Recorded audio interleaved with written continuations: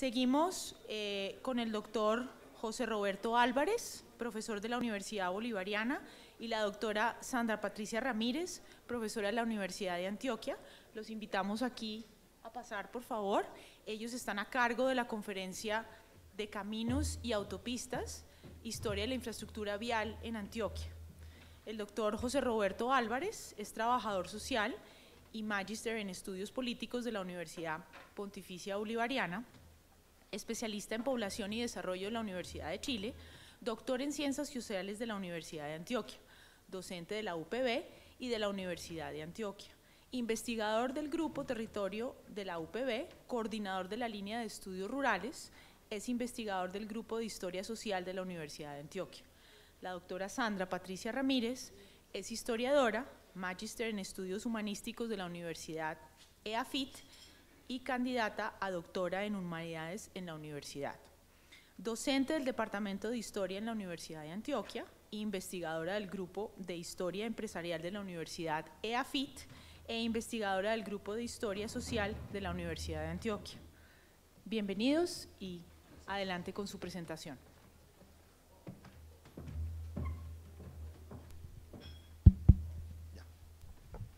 Muy buenos días, muchísimas gracias por la invitación, estamos muy complacidos. Para nosotros que nos dedicamos cotidianamente a investigar, nos interesa mucho difundir lo que poco a poco vamos descubriendo para ponerlo al servicio de toda la institucionalidad y de la sociedad en general. Este es un trabajo que ya tiene algún tiempo, lo pueden descargar en internet. Hay una versión digital completa del libro. Yo no vamos a contar mucho detalle, vamos a mostrar algunas generalidades. Es un ejercicio que terminó en el año 2015 y aquí el equipo organizador muy amablemente nos invitó a querer socializar como ese esfuerzo. Hace parte de un trabajo que se hizo con mucho amor, porque combina muchas unidades académicas de la ciudad centralizadas en EAFIT, en el Grupo de Historia Empresarial, pero allí en ese momento participamos la Universidad de Antioquia con su Grupo de Historia Social, también la Pontificia Bolivariana con su Grupo Territorio, como los buenos amores no tienen que tener pues otra cosa distinta que la buena disposición para que fluyan los buenos trabajos, y pues nos complace mucho hoy socializar con ustedes este esfuerzo. Además, en la temática que ustedes están trabajando de rural urbano, ahorita le preguntaba a Sandra sus orígenes, que ya los conocía, pero quería tener alguna precisión, y los míos, los dos venimos del mundo rural de origen, nuestras familias son de la región del suroeste antioqueño, crecimos allí, somos hijos de pueblerinos y campesinos, y obviamente compartir la temática del evento nos parece muy pertinente, urgente desde hace mucho tiempo, y más en estos tiempos de tanta convulsión, de pensar ese vínculo rural-urbano. Entonces, agradezco pasar a la siguiente diapositiva. Queremos contarles muy brevemente como el esfuerzo gracias, sí, muy amable, como de toda esta línea que ha integrado como estas unidades académicas, a ver si es así, sí, que deriva como en la construcción de esos trabajos, porque no es el único, y yo quisiera dejar eso como registrado en sus esfuerzos. Nos ha preocupado desde hace una década en esta relación de amistad y de colegaje y de trabajo académico el mundo rural, desde distintas perspectivas. Hay muchas razones para trabajarlo. Yo aquí en la diapositiva presento algunas de las motivaciones que han generado pues como todo este esfuerzo. Para ser muy directo, los estudios rurales en Colombia han estado en ciertos grupos, todavía creemos que es una comunidad académica muy reducida, donde no se han incorporado muchas categorías de análisis y muchos reconocimientos. Así como decimos que este país es rural, y lamentablemente eso no se traduce claramente en su desarrollo, en sus posturas de desarrollo, uno también tendría que decir que la academia no lo tiene tan claramente definido también como una apuesta, desde el punto de vista de su comprensión, de su análisis y de sus trayectorias. Tendría que decir que se han vinculado otras líneas de investigación, la historia empresarial, hemos hecho trabajos de cómo se ha construido empresa en el mundo rural. Ya tenemos algunos trabajos muy centralizados en EAFIT, alrededor de el fique, el café, de la ganadería, entre muchos otros. Un poco para desmitificar que esta región por lo menos vivía solamente de café o de banano. Es mostrar también que hay una ruralidad mucho más allá de eso, que ha tratado de responder históricamente al crecimiento del mercado interno. Es impresionante esa historia. Nosotros venimos haciendo investigaciones ahora de dónde salió la carne para alimentar toda esta sociedad, qué regiones se vinculaban a ese proceso, pero también el maíz y también los frijoles y también los otros insumos de la canasta básica familiar de los antioqueños. Y detrás de eso, lo que nos convoca aquí en esta tarde, en esta mañana, las vías para que eso para que fuera posible, para que tuviera vida esa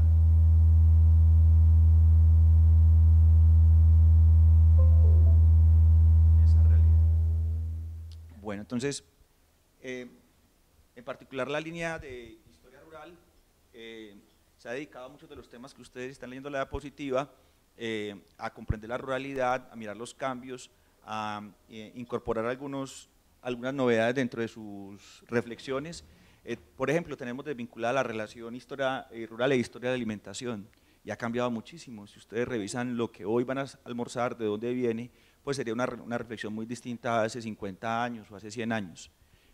Esa es digamos, un tema entre tantos de los que ustedes están viendo allí. Yo voy a pasar rápidamente esto en función de que podamos entrar en el libro. Bueno, pero también hemos querido contribuir, como con todos los temas de la reflexión de la modernización rural, hasta dónde se ha concretado realmente eso. Todo esto con muchas intencionalidades, entre ellas una que ustedes los están convocando aquí, a todos nos están convocando aquí a eso hoy, es cómo traducir los aprendizajes de nuestra propia historia rural, empresarial y social del mundo rural en las políticas que estamos desarrollando para este tema y para este asunto tan urgente. La verdad es que uno encuentra muchos esfuerzos, pero también muchas desvinculaciones. Encuentra experiencias exitosas que no se consideran en las nuevas políticas, o encuentra experiencias que no han sido acertadas con nuevos esfuerzos de reiterarlas en las nuevas políticas. Eso ha sido una de las justificaciones de construir estos esfuerzos. Y aquí vamos. Se nos pasó por alto traer una diapositiva con los productos de investigación de los últimos 10 años, pero podemos compartirlo más adelante para que ustedes tengan allí pues como toda esa información a su disposición.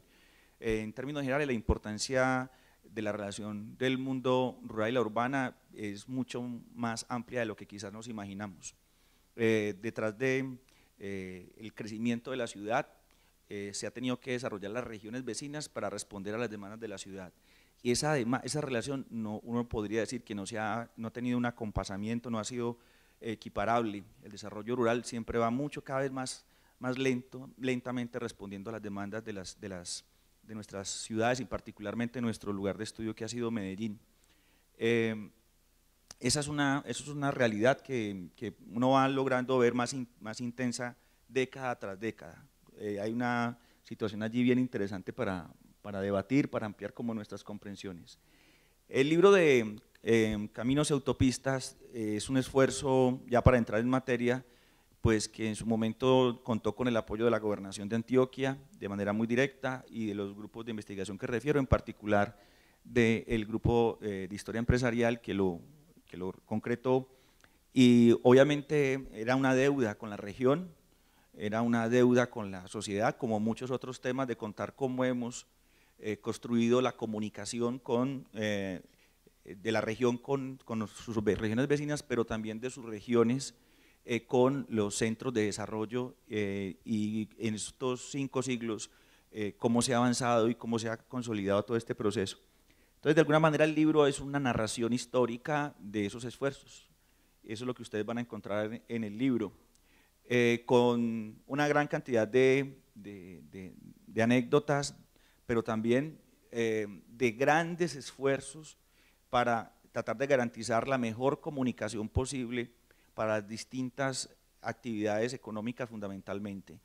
Como lo verán al final, un poco una de las tesis que deja el libro es que esa idea de desarrollo económico e infraestructura tampoco es que la podamos decir que en algún momento la historia haya sido equiparable, acompasada. También encontramos allí unos desfases muy considerables, pero también vamos a ver un enorme esfuerzo académico, intelectual, político, por trabajar en este territorio que tiene unas características bien especiales que a continuación les vamos a relatar. Entonces, como esto es un ejercicio como en otra orden metodológico, vamos a conversar aquí. Le doy la palabra a mi colega Sandra. Buenos días. Para nosotros es un placer asistir a estos eventos porque es la oportunidad de sacar un poco del cajón lo que tanto esfuerzo hemos dedicado a las investigaciones. Socializarlo con ustedes es sumamente importante para nosotros. Entrando en materia, esta investigación que se realizó en el año 2014 fue un reto para nosotros como investigadores. Cuando la Gobernación de Antioquia nos hace la solicitud de la realización de la investigación, el pedido era: queremos un libro sobre los caminos en Antioquia.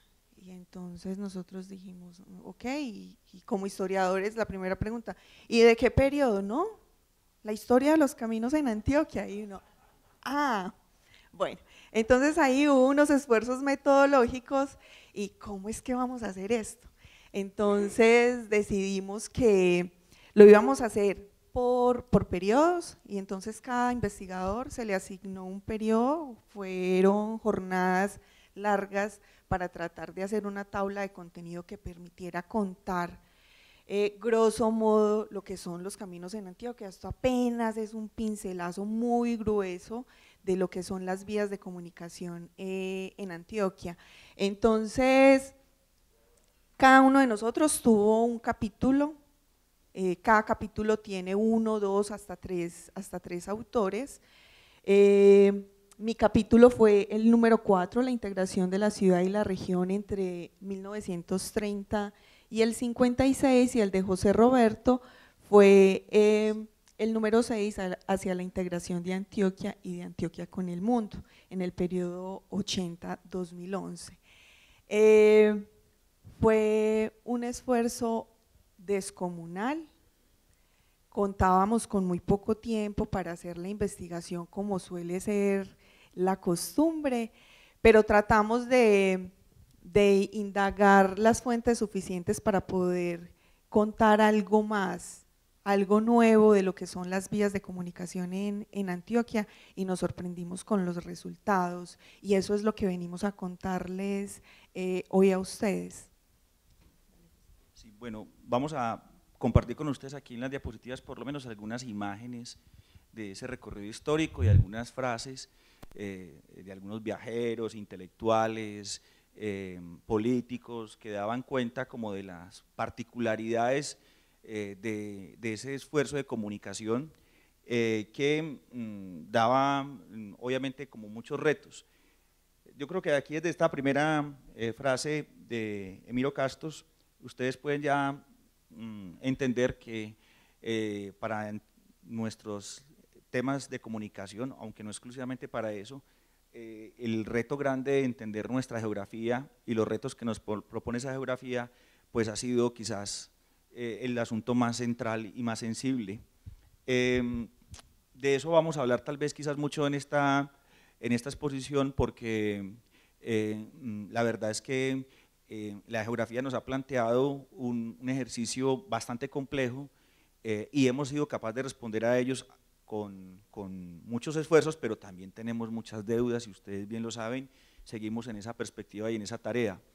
En estas imágenes también que queremos compartir con ustedes desde las fotografías, pues nos cuentan de alguna manera.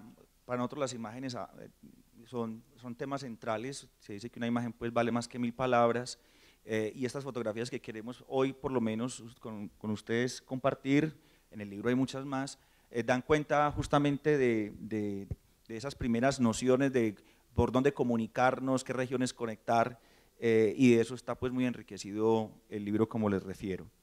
Hay algunas frases que fueron pues todavía mucho más emblemáticas. Esta es una diapositiva más contemporánea, ahorita volvemos un poco más al pasado para mostrar algunas particularidades que en buena medida lo que nos presenta es como un tema central, y es que no podemos ignorar también un asunto de orden demográfico, que una región como esta tiene unas consideraciones, la tendencia a la urbanización. Estos datos de los censos del 18 al 73, ahí nos quedaron faltando pues los otros, pero da cuenta cómo lentamente fuimos convirtiendo a Medellín en el centro de todo este proceso.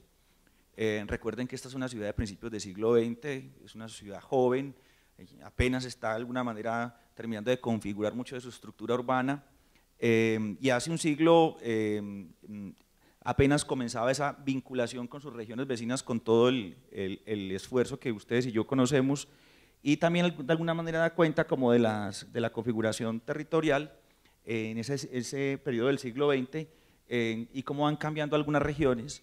Es muy interesante también observar esa lectura de largo plazo, de largo tiempo, de larga duración, en la que hay algunas regiones que pasan de ser la segunda o la tercera a la quinta o la sexta, o regiones que pasaron de ser la séptima, octava, a convertirse hoy en la segunda o tercera. Y esos cambios también dando cuenta cómo va buscándose también vías de comunicación para fortalecer centros de desarrollo de distinta índole. Otro elemento allí, antes de dar la palabra otra vez a Sandra, que ustedes pueden ver alrededor del texto, es que la comunicación siempre es hacia Medellín o de Medellín hacia las regiones, pero entre las regiones tenemos una deuda considerable hasta hoy. Sí, la comunicación entre muchas de ellas aún es inexistente o es muy precaria, y esa es una característica de esta historia de los caminos y las autopistas en nuestra región. Ya vamos a mostrar un poco más de eso. Yo quería hacer un llamado de atención con respecto a este cuadro, a esta tabla, y es, noten el porcentaje de la población del Valle de Aburrá, que en 1918 era el 17%, para 1973 ya es el 51% de la población. Es decir, más de la mitad de la población está concentrada en el Valle de Aburrá. Entonces ahí empieza uno a preguntarse, bueno, ¿y qué pasó? ¿Qué pasó? Porque toda la gente empezó a venirse para el Valle de Aburrá, y si notan la última cifra, el 37% es para Medellín.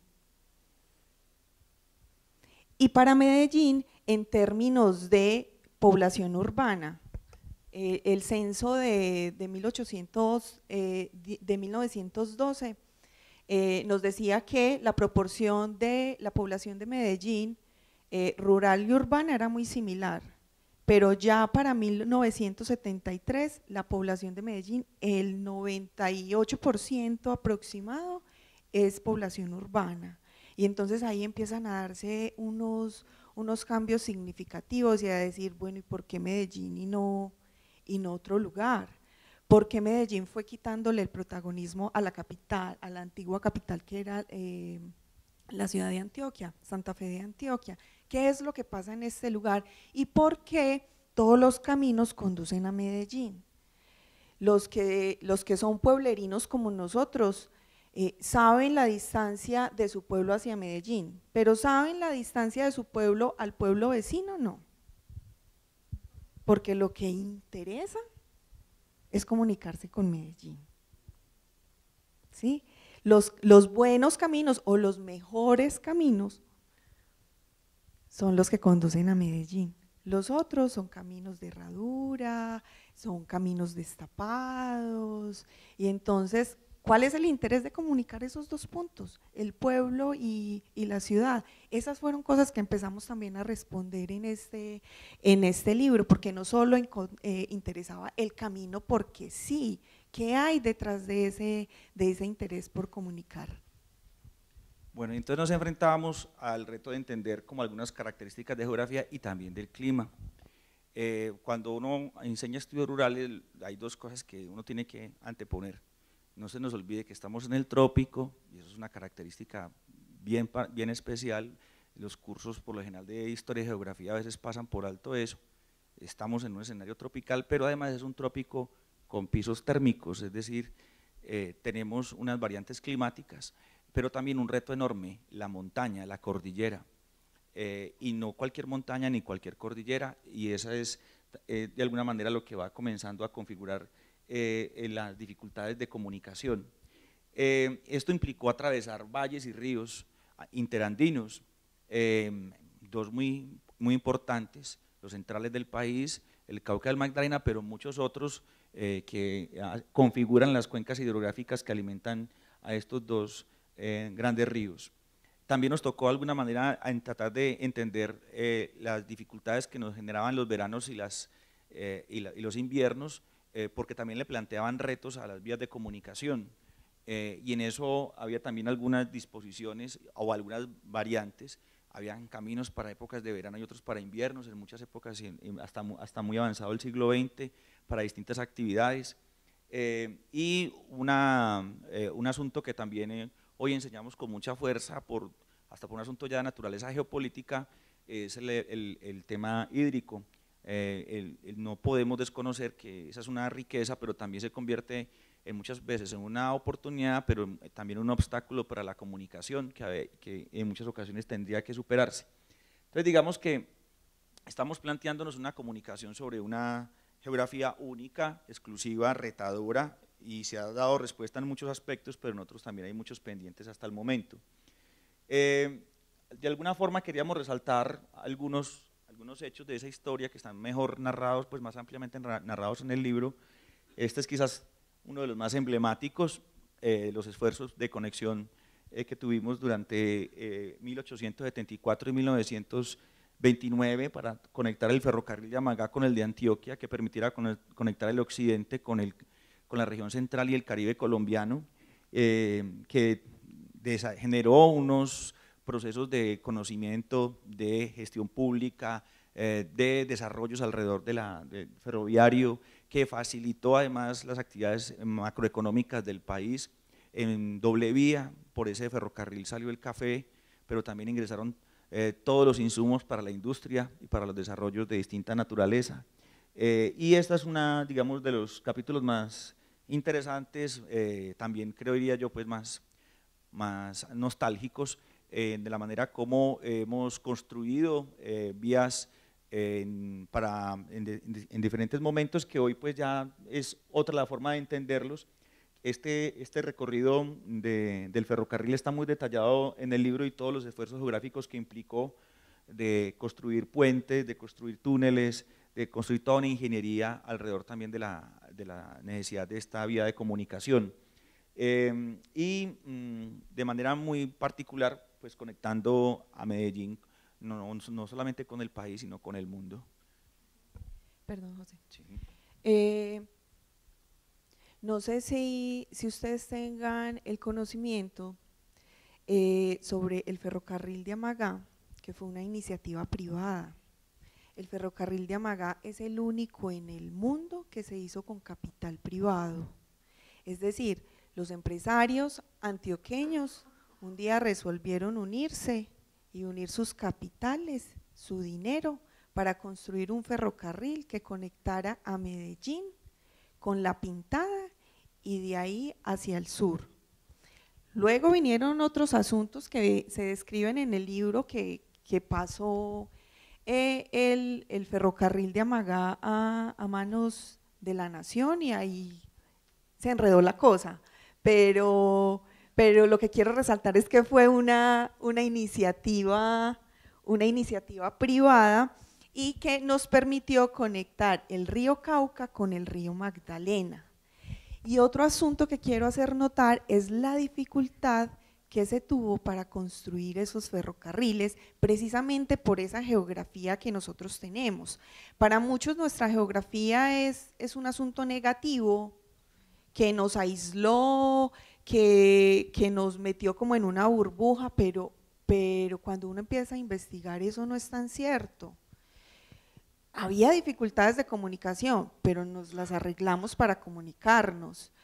Durante cerca de 50 años, llegar a Antioquia significaba subir por el río Magdalena hasta Puerto Berrío o Puerto Nare, conectarse en Puerto Berrío con el ferrocarril, llegar a la estación El Limón, hacer un transbordo, contratar una mula, un carguero que subiera la quiebra, la montaña que se llama La Quiebra, la subiera, volviera y bajara con todo el equipaje que usted traía de Londres, de Nueva York, con el piano o sea, aquí llegaron pianos, ¿cómo llegaron? Pues a lomo de mula, a lomo de cargueros, silleteros, llegar a la estación Santiago, muchas veces amanecer en una de las dos estaciones, fuera en El Limón había un hotel, 3 estrellas, 4 estrellas, dime. Está en Santo Domingo, Camino a Cisneros. Ajá, sí. Ajá. Aquí está Medellín, por aquí. Ajá. Aquí entonces también nosotros nos preocupamos por asuntos bueno, y la tecnología, el avance de la ingeniería. En ese momento, para finales del siglo XIX, no teníamos la capacidad ingenieril para abrir esa montaña o para superar esa montaña y poder hacer una conexión directa de las líneas del ferrocarril. El ferrocarril inicia su construcción en 1874 y el túnel de La Quiebra se construye en 1929. Se termina de construir, es decir, ahí fue cuando tuvimos la conexión directa con Medellín. Se inicia la construcción en 1874, como les decía, y el primer tren a Medellín llega en 1914. O sea, fueron muchos años de construcción, se avanzaba muy pocos kilómetros de vía férrea, mientras acá se construían 4 kilómetros al año. En los Estados Unidos eran cientos de kilómetros de ferrocarriles, pero es que la geografía era muy distinta, la capacidad técnica y tecnológica era también muy distinta. La llegada, por ejemplo, o la apertura de la escuela de minas nos dio ciertos conocimientos y fue precisamente el ingeniero Alejandro López quien en su tesis de pregrado para graduarse de ingenieros resuelve el asunto de cómo superar la quiebra. Eso fue en 1908 que él se gradúa. Pasaron muchos años para que le prestaran atención y dijeran, ve, es que hace más de 15 años que este señor dijo cómo se podía superar a la quiebra. Y entonces ahí es donde se inicia la construcción del túnel de La Quiebra. Don Alejandro López sintió que esa era su mayor obra ingenieril y él solicitó que en la boca del túnel, del lado de Santiago, ahí debían reposar sus cenizas. A la entrada del túnel están las cenizas de don Alejandro López. Bueno, y en este ejercicio del libro también hacemos un recorrido por todas las opciones que hemos tenido para movilizarnos, desde el lomo de indio hasta los transportes urbanos contemporáneos. Hay un recorrido detallado que nos muestran pues todos los esfuerzos. Cada periodo, cada época nos va trayendo unas nuevas opciones. Obviamente el siglo XX va a implicar más posibilidades, pero de cada una se puede contar historias específicas. Una de nuestras colegas es especialista en la historia de la aviación en Colombia y nos narra muy bien justamente cómo hacia principios del siglo XX y hasta mediados se configura toda una red de posibilidades de viaje en este medio de transporte en la región y regiones vecinas. Este ha sido tal vez una de las formas en que se puede sintetizar mejor la historia de nuestros caminos a través de estos medios de transporte, pero pues obviamente también tuvimos muchas y tenemos muchas vías por toda esta geografía, trochas de toda la naturaleza, caminos reales que todavía quedan, vías fluviales que todavía se utilizan y muchísimo. Esto es realmente una amalgama de posibilidades por todo el territorio. Utilizamos el ferrocarril, hoy pues ese es un proyecto que todavía nos da nostalgia y todavía imaginamos poderlo reconstruir, y todo lo que son las autopistas contemporáneas, que estamos en una fase de desarrollo de ellas que ustedes seguramente tienen mucho más reconocidas, porque estamos a punto de disfrutar algunos de esos esfuerzos que durante la última década se han tratado de concretar, pero también en el libro muestra como lo que fueron muchas de estas vías, algunas de ellas muy significativas, que obviamente nos garantizaron esas comunicaciones con regiones. Una premisa que aquí siempre está en el esfuerzo de la investigación es mostrar la relación entre el desarrollo de caminos y el desarrollo económico. Era obviamente una necesidad facilitar la comunicación. Entre más rápido lleguemos, sabemos que más posibilidad tenemos de oportunidades económicas, y esto se ve muy claramente visto alrededor de toda la obra. También se desarrollaron muchísimos oficios, muchísimas actividades alrededor de esa movilidad. Aquí pues citamos algunas de las tareas que más se conocían en la región. Tuvimos una gran cantidad de trabajos alrededor de nuestros medios de transporte, y eso también grafica de alguna manera pues como esa historia.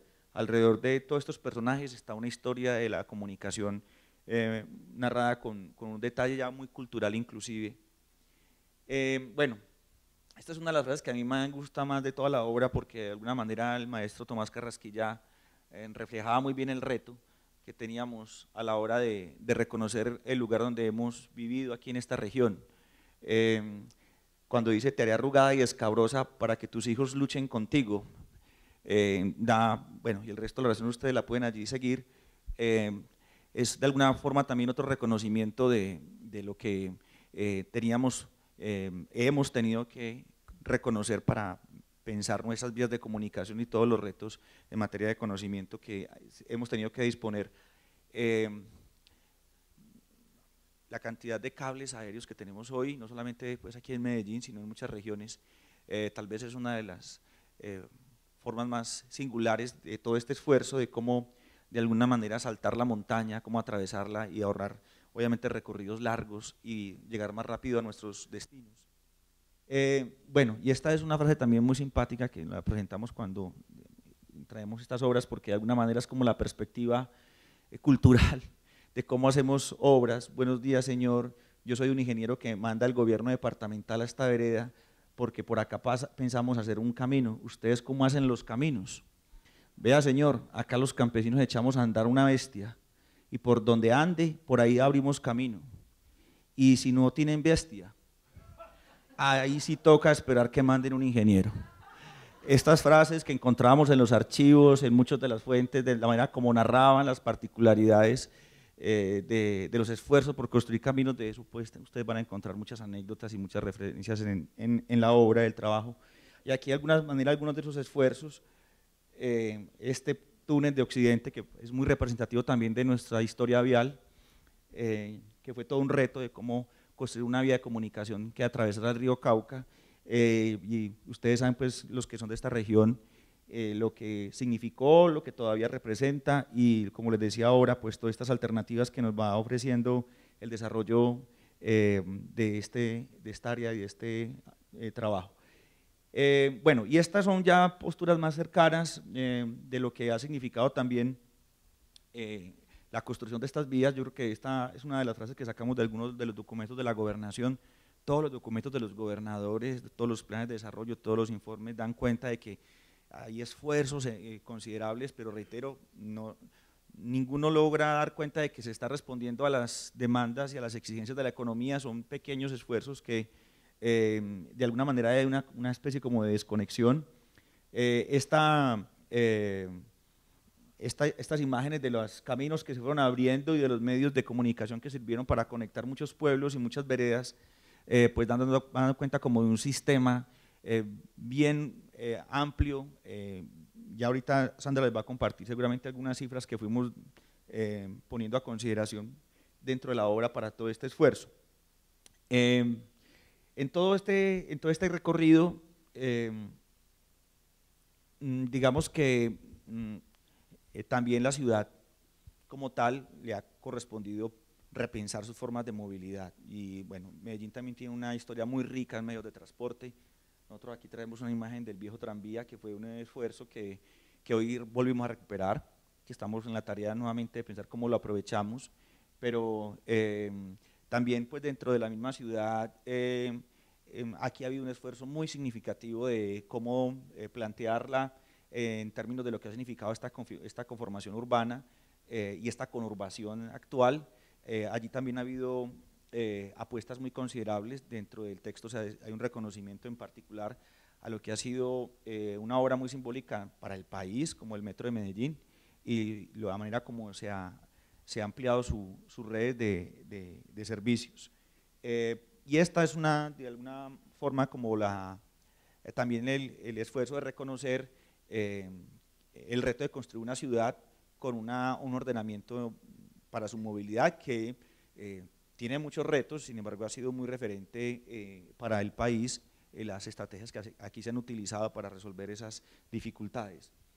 Bueno, aquí mi compañera quiere plantearles como algunos datos que encontró de los avances en el desarrollo vial propiamente en el periodo que ella estudió. Sí.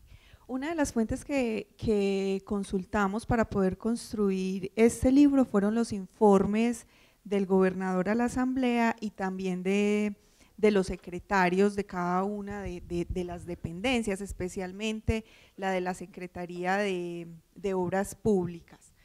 Esos informes dan cuenta, por ejemplo, de la red vial en Antioquia en 1930, que fue el periodo en el que yo me centré, pues ahí arranco yo mi capítulo hasta el 56, y entonces yo me preguntaba, bueno, ¿qué existía en Antioquia al comienzo de mi periodo, 1930?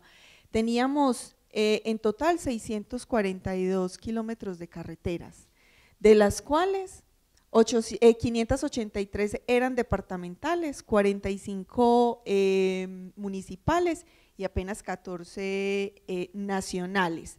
Pero miren la cifra de caminos, 5.000 kilómetros de caminos, es decir, caminos transitados por mulas.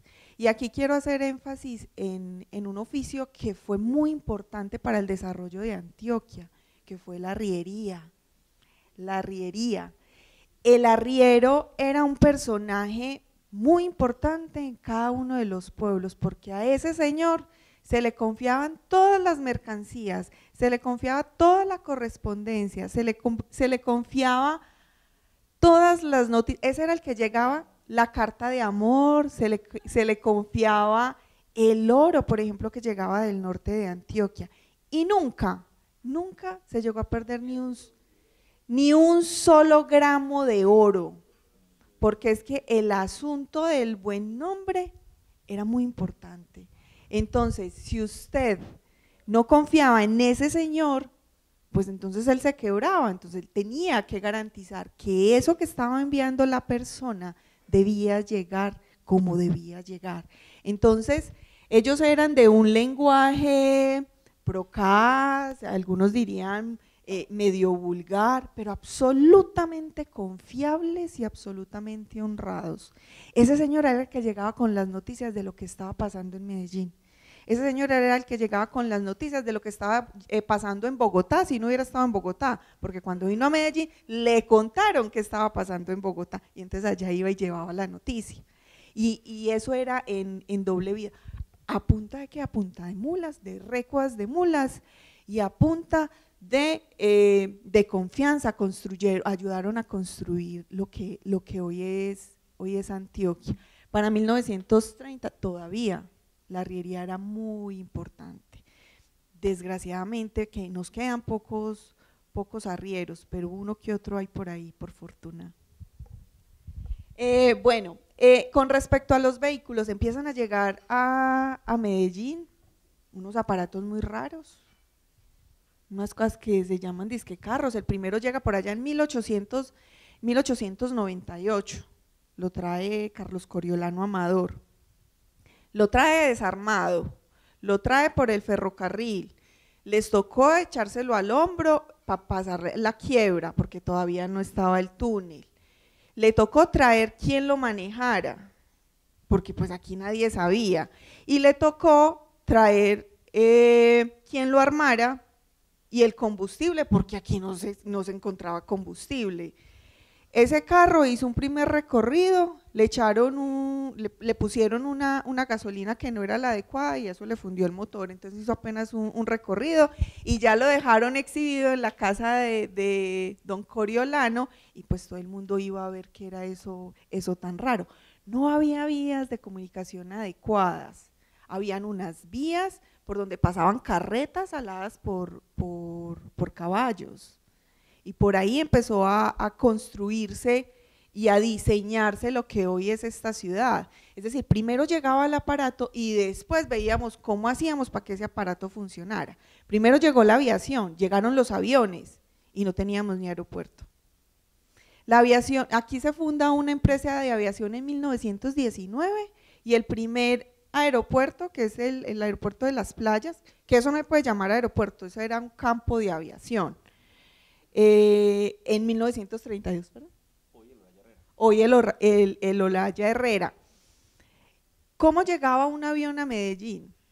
Lo primero que hay que decir es que no llegaba a Medellín, llegaba siguiendo el curso del río Magdalena, no había la suficiente tecnología, entonces los pilotos lo que hacían era seguir el curso del río Magdalena, acuatizaban en Puerto Berrío, hasta ahí lo dejaban a uno y coja ferrocarril, porque aquí no hay donde aterrizar. Entonces, llega primero el aparato y después nos las arreglamos para ver, bueno, ¿cómo le hacemos? Pasarán algunos años para que un avión pueda aterrizar en estas tierras. Entonces tenemos en el 33, 842 automóviles, 424 camiones, 279 buses, 63 motocicletas para un total de 1.608 vehículos en toda Antioquia. Para 1941 era 33, ajá. Bueno, y entonces empiezan a llegar esos aparatos, empiezan a hacer daños a la ciudad, pues porque las vías no soportaban el peso. Las calles eran muy estrechas, entonces cuando iban a dar la vuelta pues le dañaban el techo a la señora, la esquina pues se iban contra la esquina, entonces empiezan las quejas de la ciudadanía, entonces la alcaldía empieza a comprar tierras para poder ensanchar esas vías de comunicación y también unas campañas de educación vial. Se instauran unos dispositivos que se llaman retenes a la salida y a la entrada de la ciudad, donde se verificaba que el conductor del bus cumpliera como con algunas regulaciones, que llevara herramientas, que tuviera el carro bien, con buen combustible, unas medidas muy elementales, pues que hoy en día uno dice, y así viajábamos por esas carreteras, pero eso permitió hacer también un conteo del flujo de los vehículos. Entonces en 1941 por el retén de Caramanta pasaron 5.000, esas cifras son mensuales, 5.000 automotores, por el retén del oriente que conducía hacia el oriente 4.000, el occidente 3.500 e Itagüí 5.000 y el norte 1.000. ¿Por qué Caramanta? Hoy en día Caramanta no es tan importante en términos económicos, pero lo fue, porque por ahí pasaba el camino que comunicaba hacia el sur. Miren, para el 41 la importancia de Caramanta. Otro dato que a mí me llamó mucho la atención era que para el 1948, de las 99 localidades que existían en Antioquia, 28 de ellos no tenían una comunicación directa con Medellín. Es decir, bueno, o adecuada en términos de carretera. Es decir, usted llegaba hasta cierto punto en carro y de ahí coja la mula y siga para su pueblo, o coja camino a pie, porque no había el camino que le permitiera llegar al parque de o a la plaza de su pueblo en un vehículo. Este es también un plano que nosotros ubicamos. El libro es muy rico en asuntos de planos. Ahí se hizo un gran esfuerzo, la gobernación hizo un gran esfuerzo por hacer una edición con unos planos que no habían sido tan conocidos. La investigación gráfica del libro fue muy bueno, y al final del libro están todos los planos en un buen formato. Este es uno de 1950, donde están proyectadas, del 56, perdón, donde están proyectadas las principales vías de comunicación de Medellín. Y entonces la ciudad está creciendo, la población está demandando dónde habitar, nuevos barrios y cómo comunicar esos barrios con el centro de la ciudad. Entonces aquí podemos ver cómo se proyectan las vías de comunicación de la ciudad de Medellín. Este es un cuadro que nos muestra las vías de comunicación en Antioquia entre 1932 y 1948. Esta información proviene del Anuario Estadístico de Antioquia, y entonces ahí podemos ver el crecimiento en materia de carreteras, cómo se mantienen los caminos, aumentan un poquito, pero el gran esfuerzo son las carreteras, y ahí empezamos a apuntarle a las carreteras y no a las ferrovías.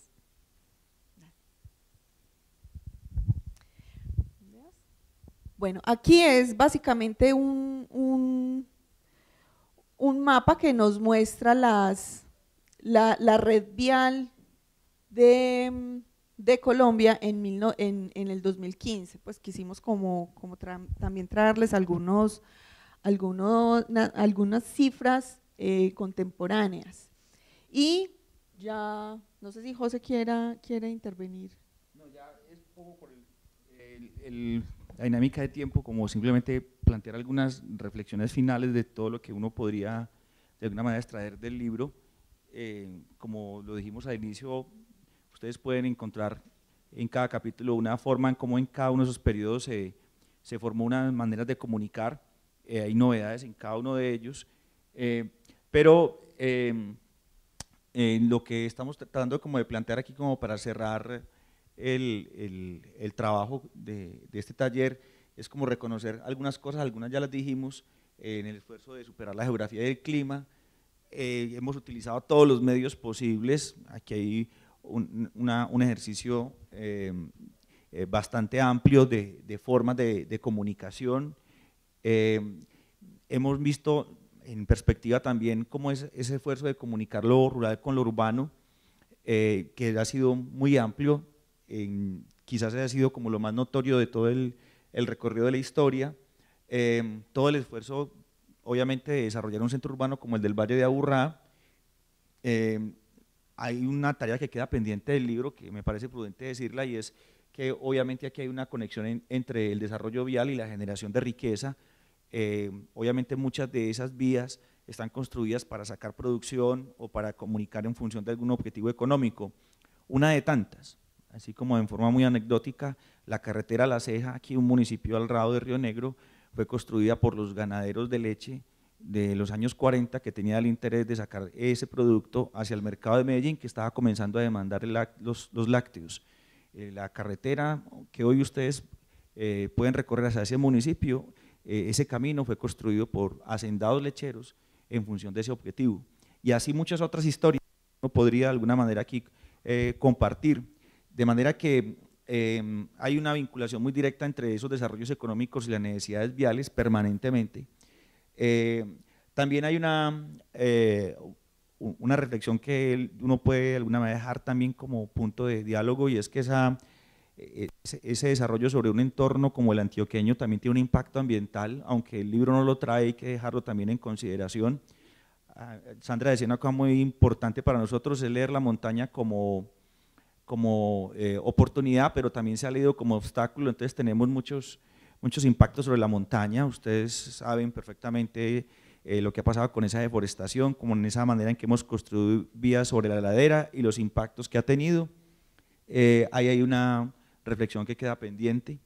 El esfuerzo constante por conectar el centro con las subregiones y con el exterior, pero como les decía, ahora no entre las subregiones, ahí también hay un tema que no avanza en con la misma intensidad. Hay una deuda, pues tenemos una región que tiene una característica y es que tiene una ruralidad dispersa considerable. Aquí hay un poblamiento que realmente nos ha implicado también otro reto, y es como llegar a cada vereda, y ahí hay una serie de vías de comunicación que, si bien durante este siglo en particular se han hecho esfuerzos, todavía hay deudas con esa realidad.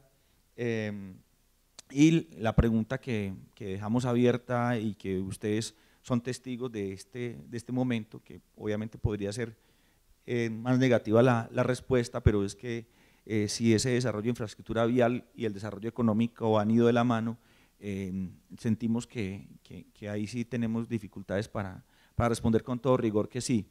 Podríamos inclusive decir que siempre hay como que la infraestructura siempre ha ido más lenta de lo imaginado. Entonces, ese ha sido como el esfuerzo del libro. Como les digo, está disponible en PDF, no lo entregamos aquí porque es un libro abierto, pues, de disposición pública, creo que tenemos la tarea y el reto, pues, de plantearnos que a través de la historia de los caminos contamos la historia de nuestra región.